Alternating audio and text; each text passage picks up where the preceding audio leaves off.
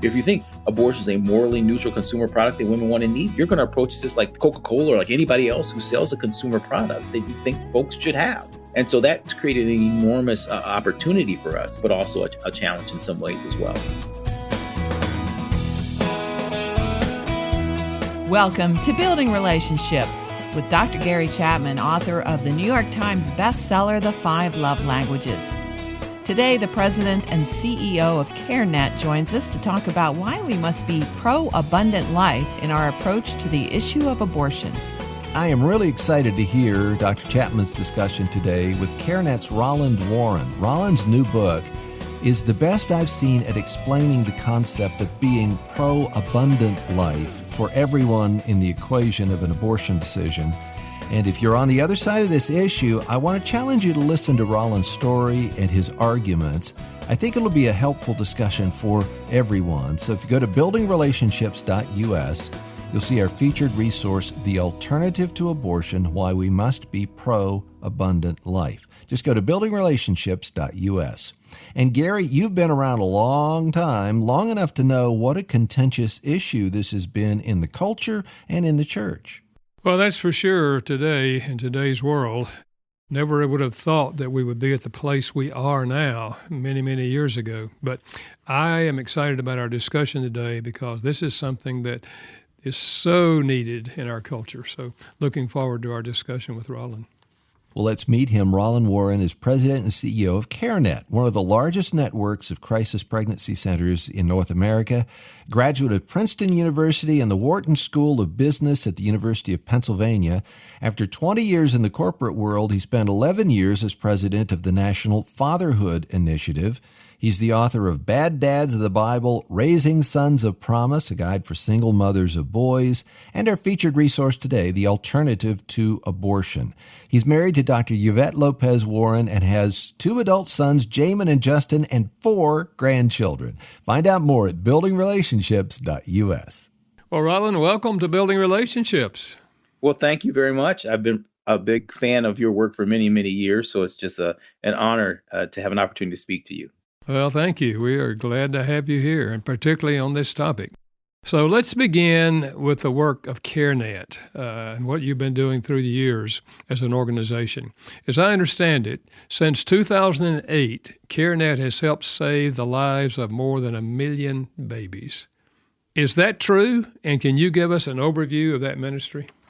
Yes, it's absolutely true. I mean, CareNet started actually in 1975, actually called the Christian Action Council, and was there right around the time that the Roe decision came down from the Supreme Court, and have been working for years to help women and men facing pregnancy decisions have compassion, hope, and help and discipleship through the church when they're facing pregnancy decisions. So we've got a network of over 1,249 and counting affiliated pregnancy centers in the U.S. and Canada.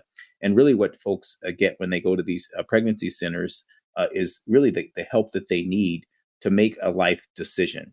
We say all the time that life decisions need life support. And so a pregnancy center is one of those first steps in that life support that people need in order to make a pregnancy decision. As you know, this issue is front and center in the culture in every way possible. And so the work of pregnancy centers across the country needs to be supported, and it needs to be connected to the broader mission of the Christian community. Yeah.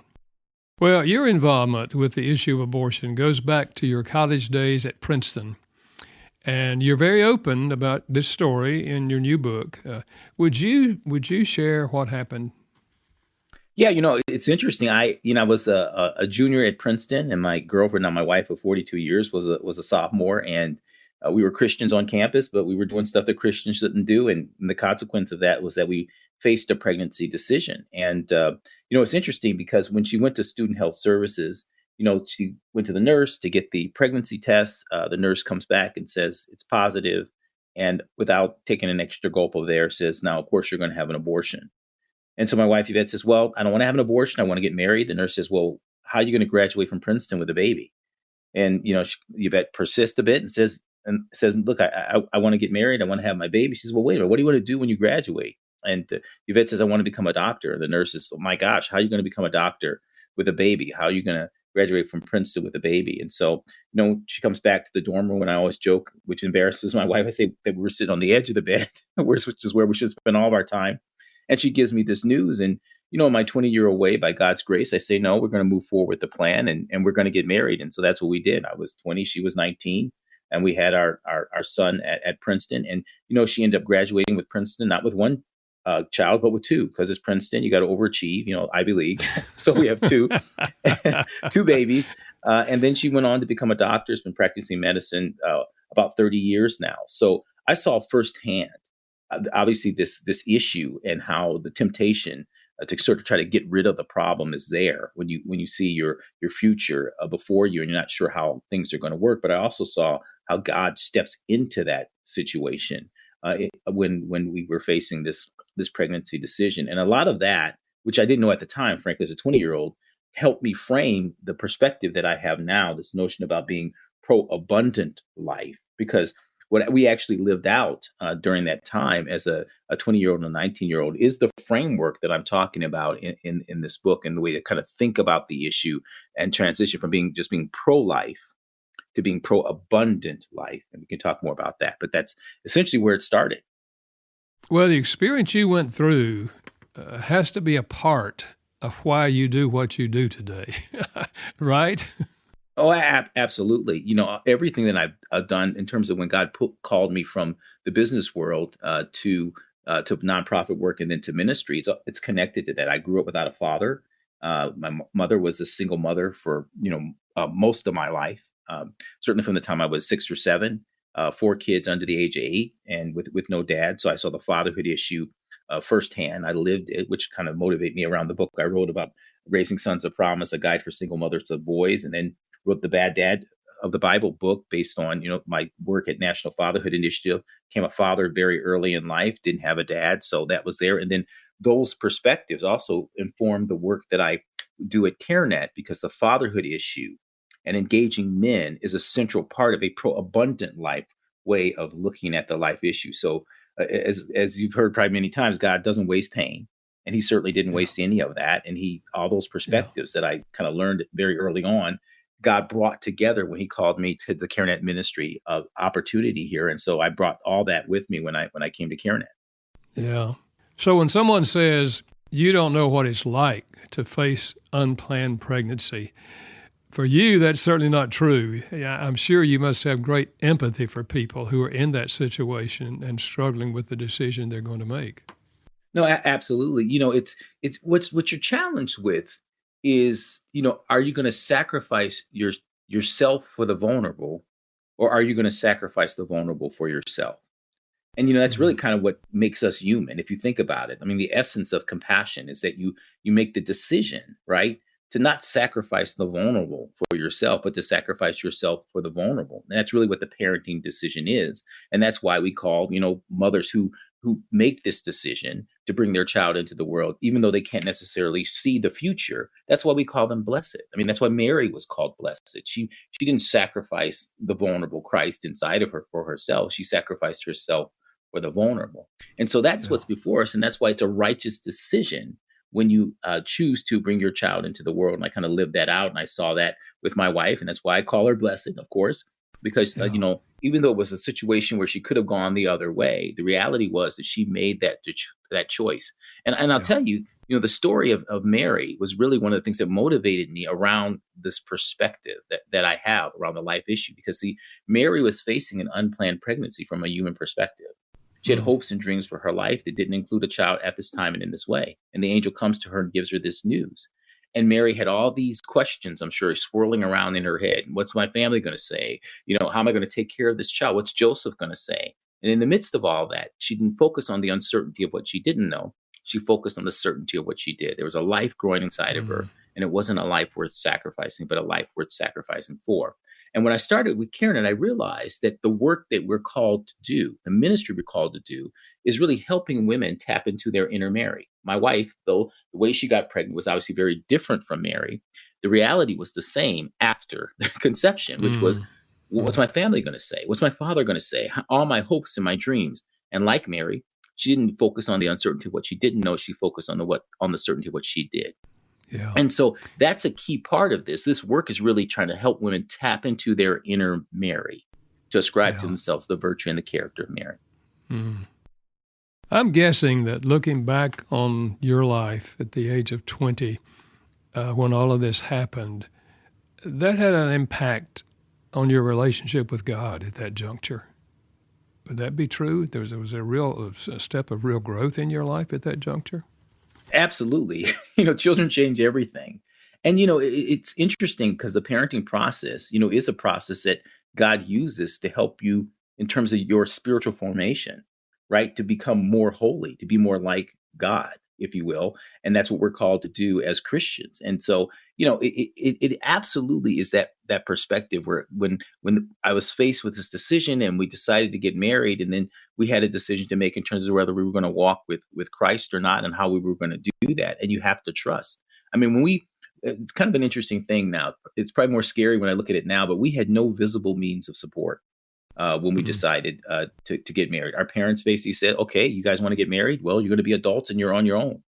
So Mm. really, we got no financial support from anyone else, which not necessarily what I would recommend, but that was the reality that we faced in that moment. And we just watched God just again and again and again come through, provide us the means to be able to support ourselves and our child, and then all these things that the nurse had told her would never happen. Well, they all happened because with God, everything is possible. Mm. Yeah. Roland, earlier you mentioned the word abundant, not just pro-life, but pro-abundant life. Let's talk about that phrase and what makes you emphasize that, and what is that communicating to you? Well, that really comes from John 10:10, where Christ said, "I came that you might have life and then have that life abundantly." And Jesus in that passage is talking about two types of life. He's talking about physical life, which is kind of the Greek word bios, bios, but he's also talking about a unique type of spiritual life that only comes from a relationship with God, which is Zoe. So essentially, what he's basically saying is, I came to link your bios to my Zoe, that you might be heartbeats that are heaven bound. And so when I started this work with the pro life movement, and I realized that so much of the focus was on bios, but not on Zoe. In other words, saving the baby, if you will. It's God honoring, of course, but when you think about this from a Christian perspective, it's not just about saving the baby. It's not just about helping the woman.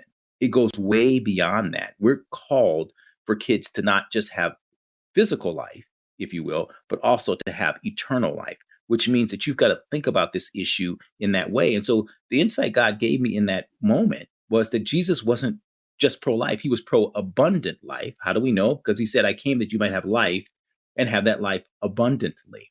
And so when God downloaded that into my head about 10 years ago, and I started talking about that and thinking about that and studying the scripture that way, I realized that there was a need to expand how you think about this issue so that you anchor it fully in the call of Christ. Christ wasn't just pro life, he was pro abundant life. He said, "I came that you might have life and have that life abundantly." And so, hey, you can be an atheist and be pro life because you're solving for bios, but you can't be an atheist and be pro abundant life because you're solving for bios and Zoe. And I think as Christians, we're called to go beyond just what an atheist would be called to. And that's really where the pro abundant life perspective comes from, and how it's laid out in the book. And I explain that in more detail. Yeah, I like that. I like that very much. I know that many women face this issue, and sometimes husbands involved, and sometimes they're single. But what are some of the reasons that go through a woman's mind that lead her to want an abortion? Well, it's interesting because, going back to my own situation and going back to the story of Mary and Joseph, what did God do to make sure that Mary's unplanned pregnancy wasn't a crisis pregnancy? He didn't give her a social services program, right? What he Hmm. did was he called Joseph to be a husband to her and a father to the child growing inside of her. See, because Joseph, in a lot of ways, faced the same dilemma as any abortion minded man. He had hopes for his life, dreams for his life. That didn't include a child at this time and in this way. And he actually had a plan. He was going to divorce her quietly. And the angel comes to Joseph and says, "What? Do not be afraid to take Mary as your wife." In other words, what you see in the story of the birth of Christ in that nativity narrative is that God's response to an unplanned pregnancy and the vulnerability of the woman and the vulnerability of the child was what? To create a family, to call the man to step into the role to be a husband to her and a father to the child growing inside of her. And I would add, the first thing that God did, the angel said to him, Joseph, was, do not be afraid to take Mary as your what? Baby mama? No, wife. So in the Mm. story of Mary and Joseph, what you find is two sanctities: the sanctity of marriage and family as God designed, and the sanctity of life.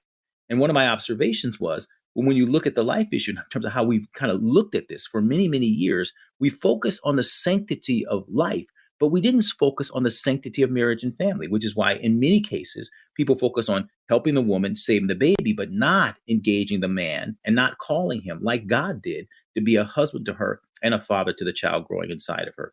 And I'll just say, the data actually shows the problem with that.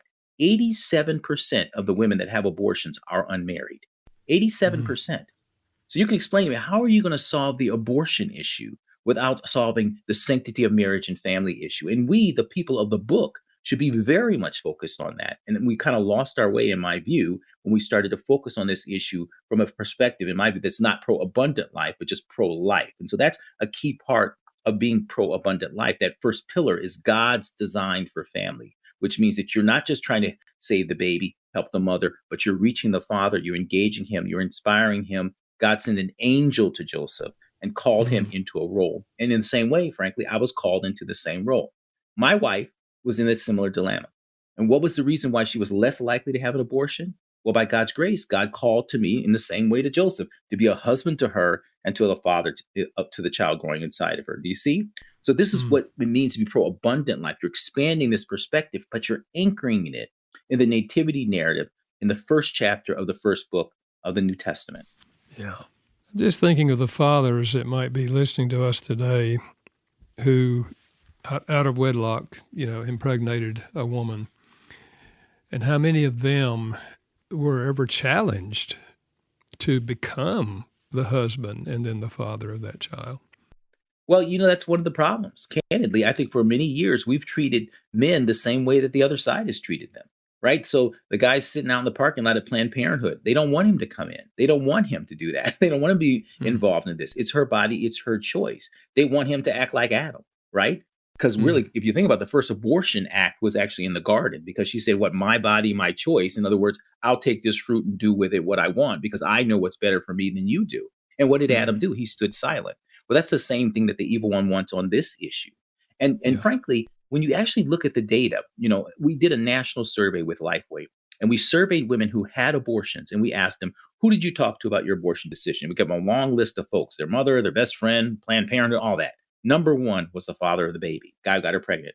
Then we said, who was the most influential in your decision to abort? Guess who it was again?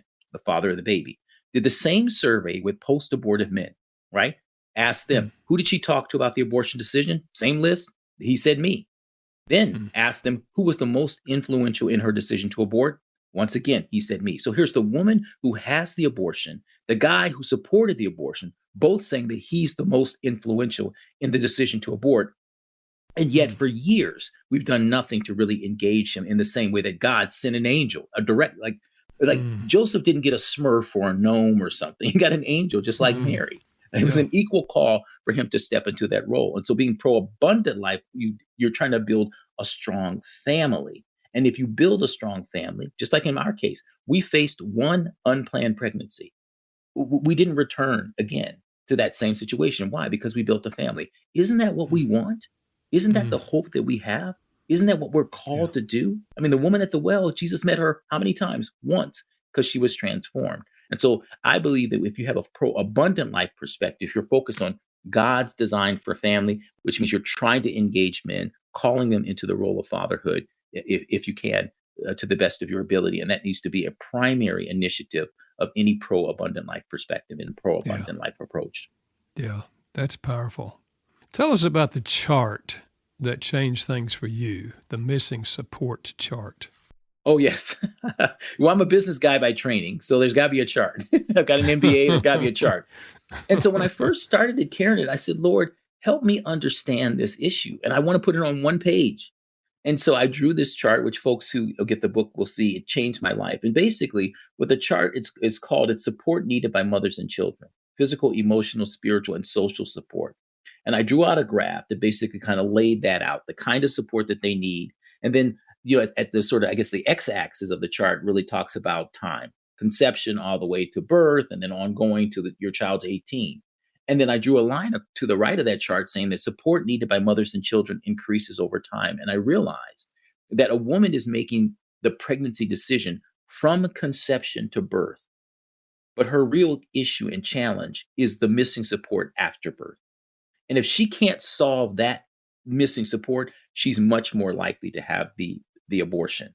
That's what the nurse was talking to my wife about. How are you going to? How are you going to? How are you going to? And if a woman can't solve that, even if you're loving her up quite a bit from conception to birth, the reality is it's about 9 months and 1 second. Well, God is wise. He has a design to give women the support that they need from birth ongoing. It's called what? From conception ongoing, which is called what? Husbands and fathers. That's why women who have that, a guy who said that to them, are less likely to have an abortion. So that chart really just framed everything for me. And from a ministry model perspective, I realized that, yes, we need pregnancy centers to provide that initial support in those kind of situations. But the reality is that if you walk into a pregnancy center with a 10-year-old, there's nothing they can do for you.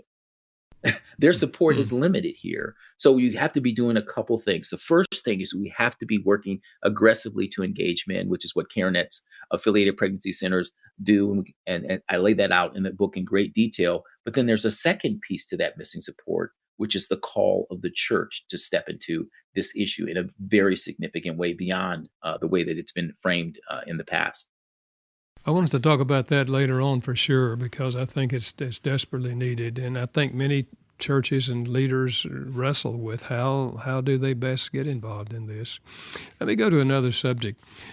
What has the abortion pill done to this whole issue? Well, it's changed it dramatically.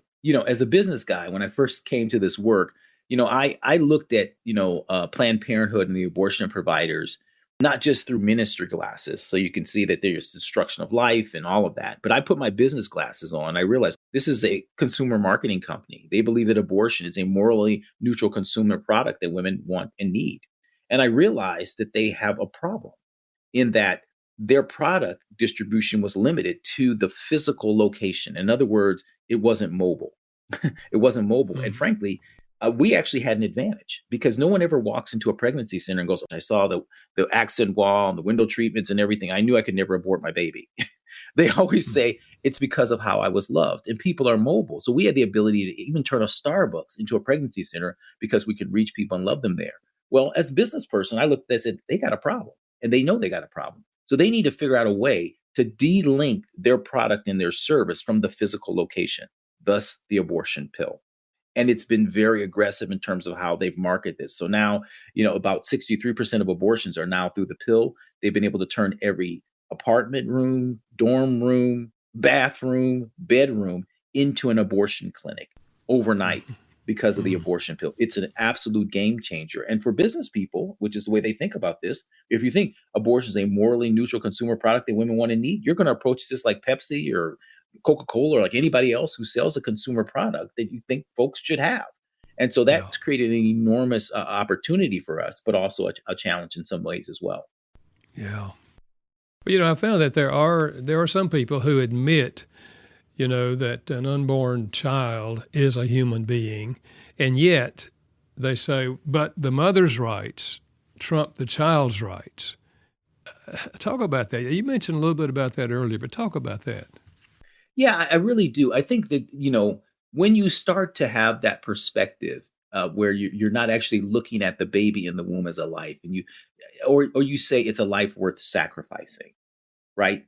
You actually move yourself into a perspective that you're saying that the circumstances of a child's conception and birth should determine its value and worth. So, for example, I'm a Black man, like this all day, right? Slave owners never were confused about the fact that Black people were human. They just believed that they were life worth sacrificing for their wealth. It's the same thing that's happened. It's the same thing that's happening here, right? And so there's a parallel between those two things. And so the transformation that needs to happen in people's hearts and minds is that you need to start having those discussions with people to say, wait a minute, do you believe that the circumstances of a child's conception and birth should determine its value and worth? Now, I think as a culture and a society, we rejected that. Like, that's why babies who were born out of wedlock used to be called illegitimate or bastards or whatever, right? We don't do that anymore. Why? Yeah. Because we say, you know what? The circumstances of a child's conception and birth should not determine its value and worth. And when you have that perspective, you actually line yourself up with people throughout history who have done the most inhumane, most abhorrent things in the human condition. And so really having that conversation with folks is important. I think the other thing that kind of links into this is that people have a perception about how life begins. And we start to think about life as if it actually is constructed as opposed to it develops. In other words, like a baby is not like a Tesla coming off an assembly line. Like you ask yourself a question, when does a Tesla actually become a Tesla? I mean, when does it, when they put the wheels on, the nameplate, I mean, when? Well, the reality is never intrinsically a Tesla. Why? Because at any moment you can take it and turn it into a toaster and some rubber floor mats, right? Babies are not constructed in the womb.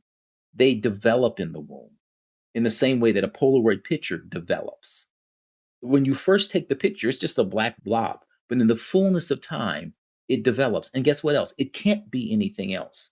So when you think about this, your conception and birth should not determine your value and worth. We don't even believe that. Even pro-choice people don't even believe that. But what they've done is dehumanize the baby so that that framework that they have in other situations, they don't apply to this situation. And that's how you end up with people saying, well, the rights of this versus the rights of that.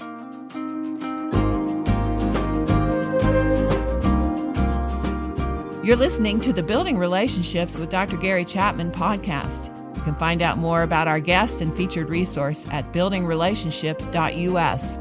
Roland Warren is joining us. He's the CEO and president of CareNet. His latest book is titled The Alternative to Abortion: Why We Must Be Pro-Abundant Life. Just go to buildingrelationships.us. Roland, what do you say to the woman who believes that men have no right to have an opinion or a voice in this whole debate? Yeah, this is one of sort of the classic challenges that we have around this issue. And it's built on sort of a framework that says that if a person is not as intimately affected by a particular situation, they have no agency in that situation. And that's sort of a flawed logic when you think about it, because if a person is impacted by a situation, they should have agency. For example, one of the analogies I use or illustrations I use with folks is a woman who's a stay-at-home mom. Should she have any say about tax policy? A person who doesn't own a gun, should they have any say about gun policy? Someone who doesn't have children in school, should they have any input in terms of a situation with school funding? Or a senator who is in Oklahoma, should they have any say about what happens with things in other parts of the country? And in all those cases, you say, well, of course they do. Why? Because they're impacted by that. In the same way, the father of the child, right? Even though they're obviously not as connected to the issue because they're not carrying the child, they still are impacted by that. And the reality is that if you didn't have this perspective, I always tell people all the time, I'm glad we have that perspective, because the argument that you're making there is the same argument that the South was making during slavery time. They were saying to the North, look, no slaves, no say.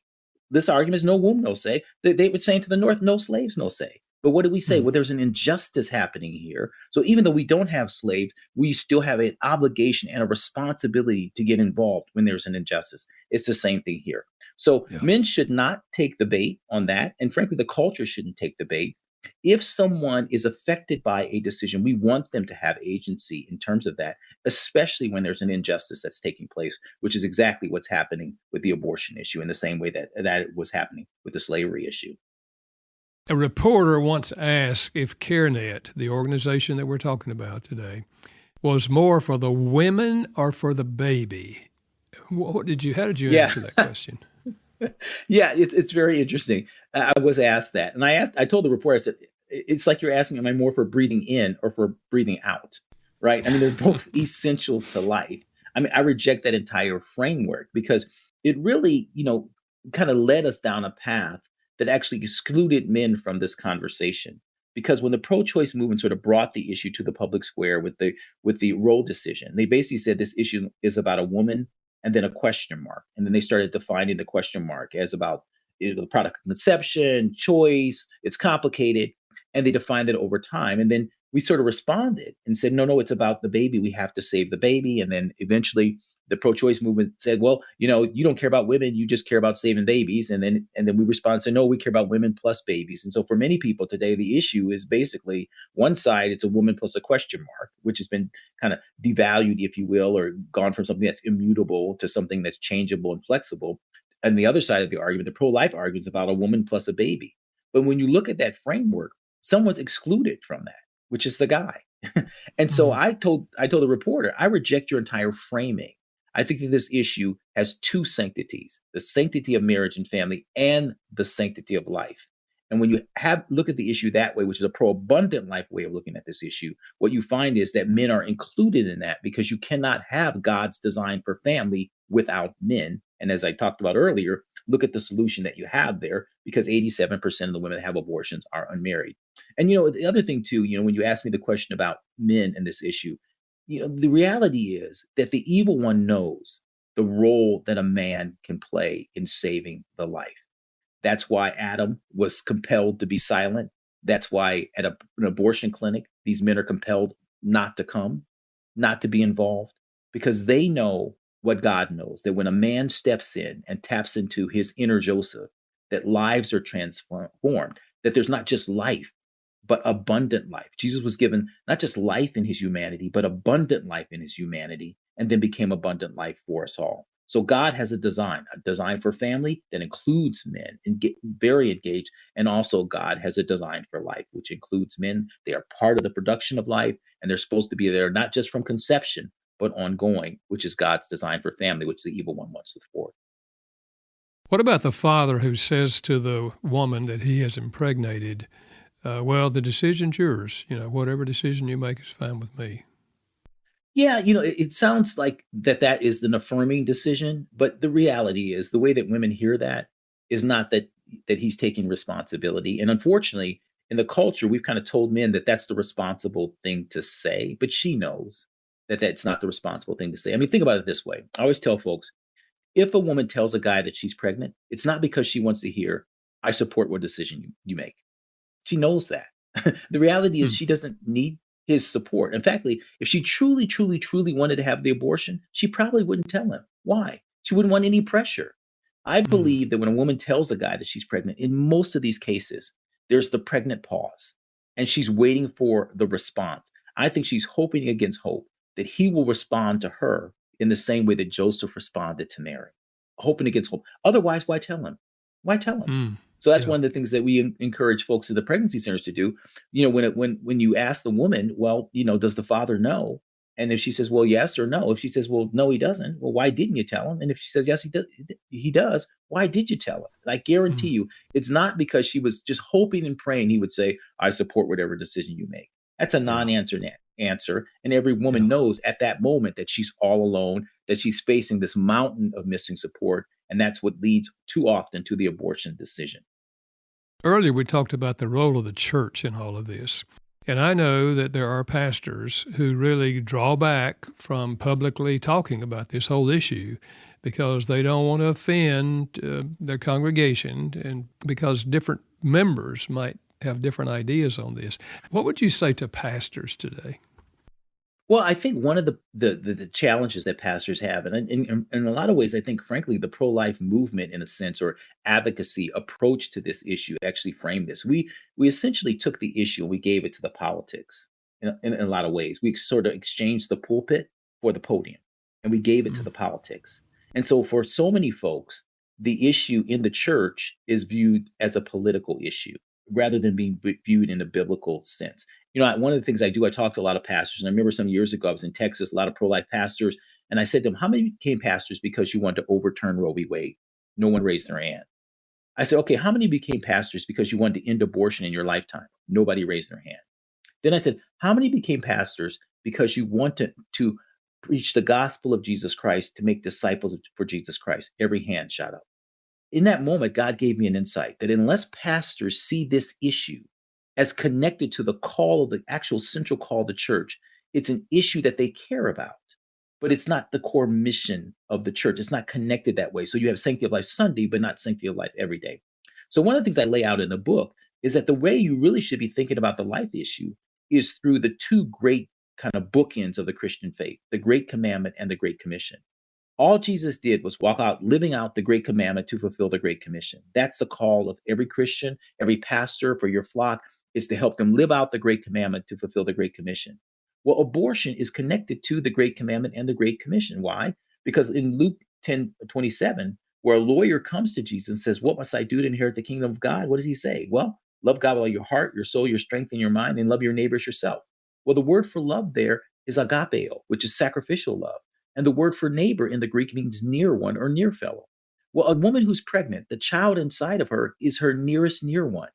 It's near in terms of proximity and it's near in terms of relationship. And the same with the guy who got her pregnant. So abortion actually is a violation of the great commandment. Why? Because killing your neighbor is not an act of love for God, love for neighbor, or frankly, love for self. And so I think when you start to talk about the issue that way, you say, well, wait a minute. The reason we are focused on the life issue is because we're called to live out the great commandment.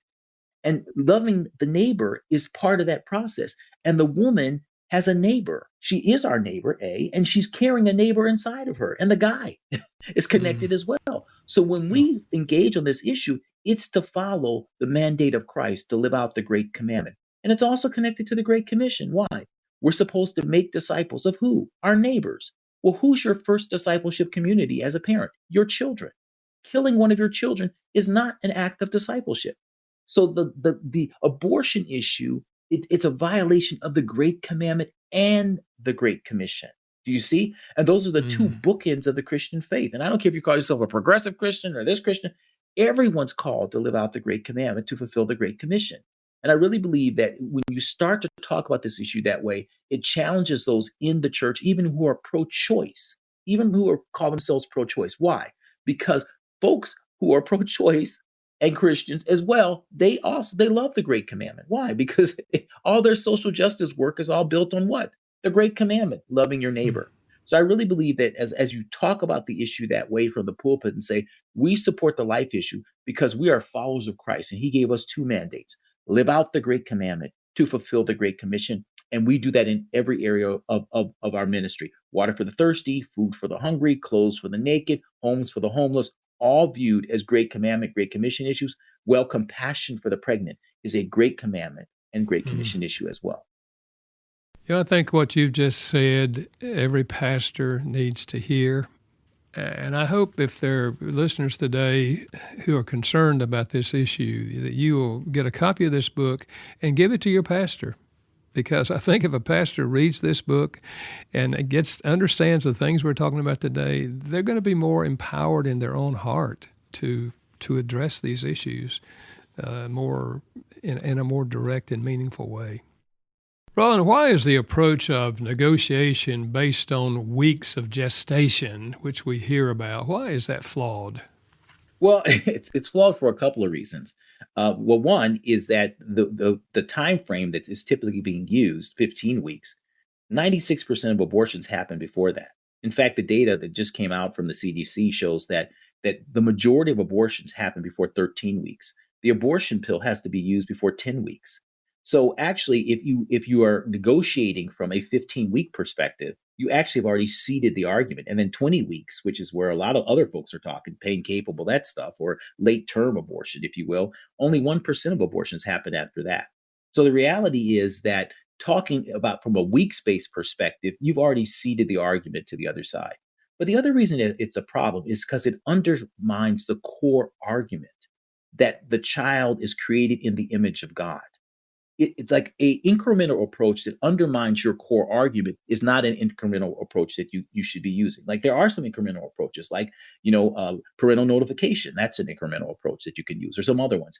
But when you start negotiating based on weeks, you're actually saying that you're undermining the basic argument. And by the way, the pro-choice side does not do that, but they've never negotiated. Why? Because they believe that this issue is based on a woman's bodily autonomy.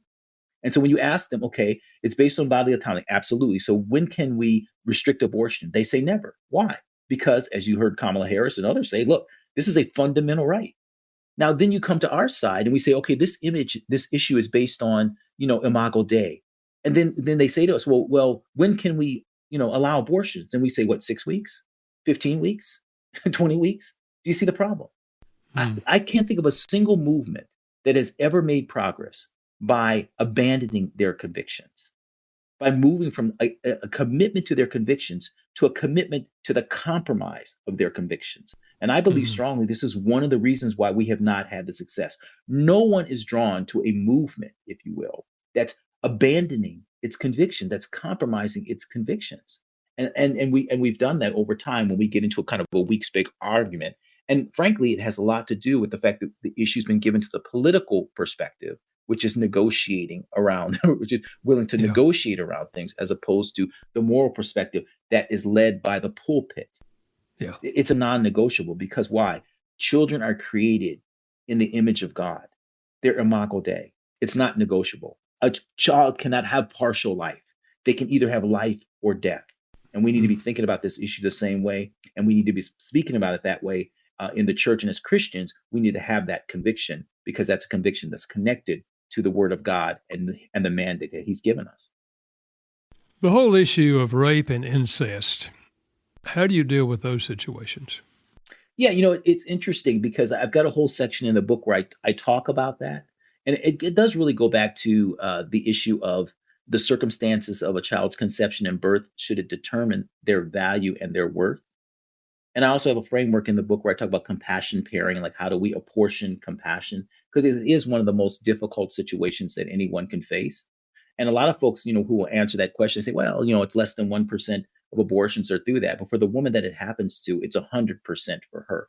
So we have to have the utmost compassion for her. But when you think about how we apportion compassion, we ask a question. We say, who's the more powerful? Who's the more vulnerable? And then we apportion compassion based on that. So in this situation, that's what I do with compassion parenting. You compare the woman to the baby. You say, who's the more powerful? Who's the more vulnerable? And then how do you apportion compassion? And from a pro-life perspective, and frankly, typically in a perspective, we say, well, the woman's more powerful, obviously, because the abortion's a power issue. It's her empowerment. And the baby's more vulnerable. And although you have compassion for the woman, you have more compassion for the baby. And so you give the baby life. Because the reality is, if you don't view it that way, you actually are more compassionate for the rapist. If you do the Mm. compassion pairing between the rapist and the baby, and you say who's the more powerful between the rapist and the baby, you say, well, the rapist is more powerful, the baby's more vulnerable. But which one dies in the abortion decision? The rapist? Mm. No. The baby? Yes. And so, Mm. really, when you start to think about it through that lens, you realize that, look, the circumstances of a child's conception and birth should not determine its value and worth. And with so many women who have carried their children to term, they've realized the exact thing that I'm talking about. They've refused to allow the rapist to extend his power through them, to allow them to basically do something where they're taking the life of the vulnerable. They refuse to let him have that kind of power over him. And so Mm. when you hear women who've been raped and bring their children into the world, that's what they say. That's why they do that. They understand instinctively. They do a compassion pairing between the rapist and the baby growing inside of them, as difficult as it is. And they say, no, no, I'm not going to have more compassion for the rapist by killing this child, because Mm. then that would make me more like him. And I refuse to allow him to have that kind of power over me. Mm. And that's why Mm. these women are blessed. And that's why Yeah. we call them blessed when they make that kind of very, very difficult decision. Yeah. Your wife wrote an open letter to college-bound women. Can you tell us a little bit about what she said? Yeah, it was interesting. My wife's a Texas woman. It's a Texas girl, and there was a young lady who was valedictorian, and she was giving her speech, and she basically hijacked the event to kind of give a speech about abortion. And basically, her argument was that, look, if you want to have your hopes and your dreams going forward, we have to have abortion. And so my wife, wrote an open letter to her and the other young women in the audience, but also just for women in general, saying, listen, I've been where you've been, but you've never been where I've been. You don't have to sacrifice your child for your hopes and your dreams. My wife is very accomplished, went to Princeton undergrad, did very well there, went to Temple Medical School, was chief resident of her program, was a major in the military. I mean, she's just amazingly accomplished, but she will tell you that the decision to bring our son into the world is the thing that she's most proud of. And as one who's talked to so many women who made the opposite decision and now have the degrees and all the other things, but they have tremendous regret, because we know that when Mm. we are most like God is when we sacrifice ourselves for the vulnerable, which is exactly what Christ did for us, right? He emptied himself of his power. He cloaked himself in vulnerability, right? He cloaked himself. And he had compassion for us. And we know that. And so when a woman like my wife makes this decision, that's exactly what she's doing. She's more like Christ than anything else. That when we are compassionate for the vulnerable, that's when we're most like God.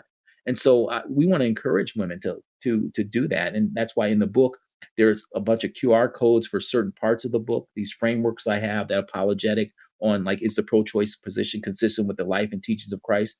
You can just use your phone, QR code that, and just send that to someone else. And that letter's one of the pieces in there that you can do. Send that to someone who's about to head off to college, or someone who's facing a pregnancy decision when they're in college or high school. There's someone who's made this decision and who's been able to move forward. And I really think that her example is just such a wonderful example of that. Yeah, powerful. Well, Roland, as we wrap up today, do you have hope that hearts are changing on the issue of abortion? And how can our listeners be more involved? Well, I do, but my focus really is that the hearts have to change in the church first.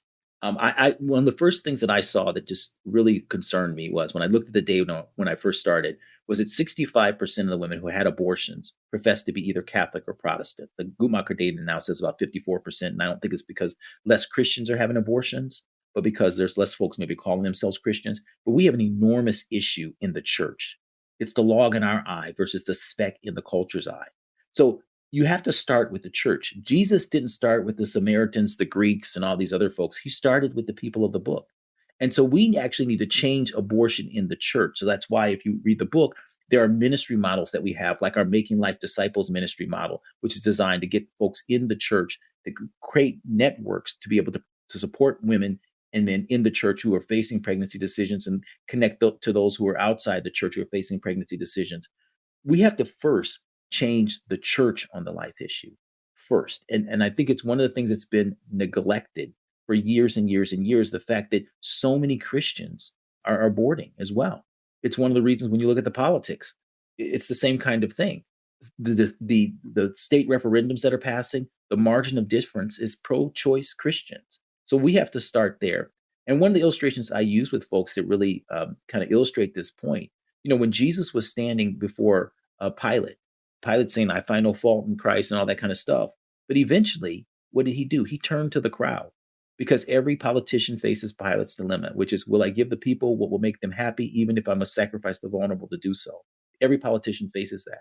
Now, if you want to change the politics, how do you do it? Well, you change the crowd. Well, who in the crowd do you start with?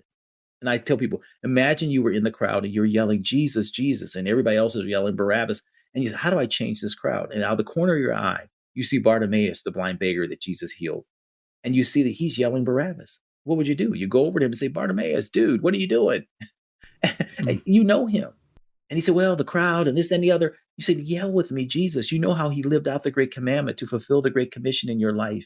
And he begins to yell Jesus. And then you see out of the corner of your eye, it's the woman with the issue of blood. In other words, the people that you have to start with in the crowd are the people who know him, the people who know him. And that's really what my book is focused on.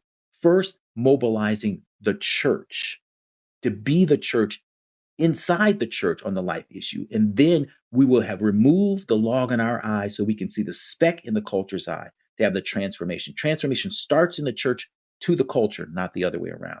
And that's the difference between being pro-life and pro-abundant life, and why the alternative to abortion, why we must be pro-abundant life, is a book that I've written, and why God kind of downloaded this into my brain. Well, Roland, I want to thank you for not only being with us today on this program, but for writing this book. I think it's going to be helpful to many of our listeners. And I just want to reiterate what I said earlier. If you're in a church, can I just challenge you to not only get a copy of this book for yourself, but buy one and give it to your pastor? Because I think most pastors they're open. They're looking for voices to speak into this issue. And this book can be a tremendous help to any pastor. So thanks again for being with us today, and may God continue to give you wisdom in the ministry that you're involved in. Thank you so much, and thank you for having me on the show. Appreciate it so much. You can find out more about Roland Warren and the book, The Alternative to Abortion, Why We Must Be Pro-Abundant Life, at the website buildingrelationships.us. Again, go to buildingrelationships.us. And next week, we open the phone lines for your questions. Having a marriage struggle? A parenting concern? Call us with your question right now at 1-866-424-GARY. That's 1-866-424-4279. And don't miss our January Dear Gary broadcast in 1 week. A big thank you to our production team, Steve Wick and Janice Backing. Building Relationships with Dr. Gary Chapman is a production of Moody Radio in association with Moody Publishers, a ministry of Moody Bible Institute. Thanks for listening.